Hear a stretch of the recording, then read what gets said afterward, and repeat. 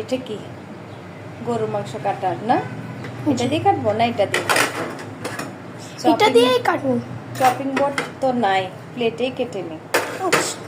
চিকনটা ভালো হবে। আজকে আমাকে হেল্প করতেছে ইস্তিয়ার, আমার প্রাণ প্রিয়। তালতো ভাই না না বিয়াই? বাবা পাকছে এগুলা। ভাতের পর একটু আম না খেলে ভালো লাগে না, আর আমের সিজনে তো অবশ্যই আম খাওয়া লাগবে। পরে দিয়ে চলে গেলে কপালে হাত মারলেও কিছু হবে না।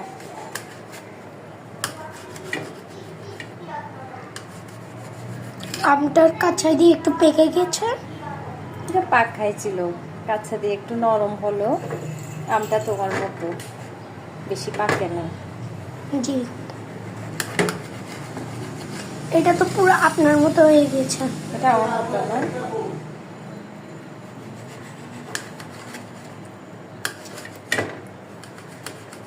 আমার আমের থেকে আমের আটি খেতে বেশি মজা লাগে।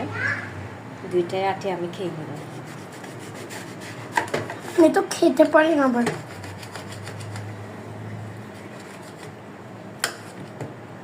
যাক আপনাদেরকে দেখাবো এগুলো কে ভিডিও করে দিচ্ছে। আগে আমটা আমি কেটে নিই ছোট ছোট করে। হ্যাঁ, আমাদের পিছনে দাঁড়িয়ে আছে আমাদের প্রাণপ্রিয় দুলাভাই।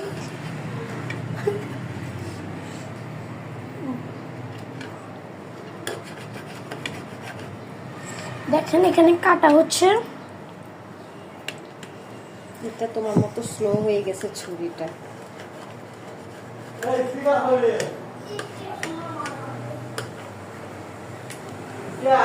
আমরা আমটাকে একদম জুম করে দেখাচ্ছি আপনাদেরকে।